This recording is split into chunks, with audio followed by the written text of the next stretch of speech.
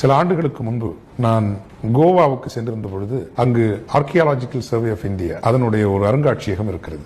போர்த்துகீயர் காலத்து உலக வரைபடம் ஒன்று மிக பெரிதாக அங்கு இருக்கிறது. இப்போது அதை அழித்து விட்டார்களா இல்லை இன்னும் இருக்கிறதா என்று எனக்கு தெரியவில்லை. ஆனால் அந்த வரைபடத்தில் வங்காள விரிகுடா என்கின்ற பெயர் இல்லை. கடல் இருந்தது, பெயர் இல்லை. கடலுக்கு இருந்த பெயர் வேறு. அந்த பெயர் ஆங்கிலத்தில் சோழா லேக் என்று எழுதப்பட்டிருந்தது. சோழர்களின் ஏரி. அந்த ஏரி என்கின்ற குறியீடு போர்த்துகீசியர்கள் கடலை மேலாண்மை செய்து இந்த உலகத்தினுடைய பாதியை ஆண்டவர்கள். கடலை பற்றி அறியாதவர்கள் அல்ல. ஏரிக்கும் கடலுக்குமான வேறுபாடு போர்த்துகீசியர்கள் அறியாதது அல்ல.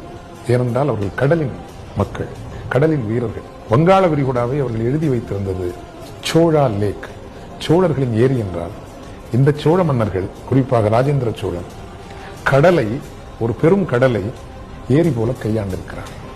ஒரு கடலை கட்டி ஏரியை போல மேலாண்மை செய்து ஆளுகின்ற வல்லமை ராஜேந்திர சோழனுக்கும் சோழ பேரரசுக்கும் இருந்தது என்றால் 20ஆம் நூற்றாண்டில் அதே காட்சியை மீண்டும் களத்தில், கடலில் காட்டுகின்ற வல்லமை மிகுந்த ஒரு கடல் வலிமையை உருவாக்கிய பெரும் தலைவர் மேதகு வேலுப்பிள்ளை பிரபாகர் அவர்கள். அந்த நீட்சி ஒரு வகையில், ஏன் தமிழர்கள் நாம் முட்டாள்கள், இழிவானவர்கள், கேவலமானவர்கள், மன்னிக்கவும் இந்த சொல்லாடல்களை பயன்படுத்துவதற்காக.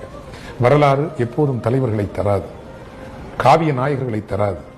காவிய நாயகர்களை வரலாறு தருகின்ற பொழுது அந்த காவிய நாயகர்களை சுவீகரித்துக் கொண்டு தங்களுக்கான ஒட்டுமொத்த இனத்திற்கான உயர்ந்த சிகரங்களை, எல்லைகளை தொட விழைகிற எத்தனைக்கிற இனம்தான் உயர்ந்த இனம்.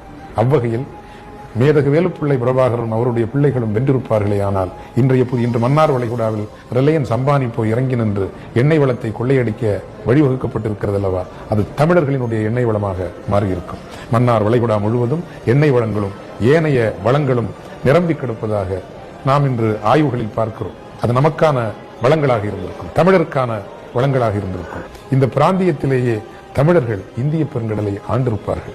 அது எவ்வளவு பெரிய மேன்மை! உலக அரங்கில் தமிழர்களுக்கு எவ்வளவு பெரிய புகழையும் வலிமையையும் ஆற்றலையும் வாய்ப்புகளையும் விரித்திருக்கும்.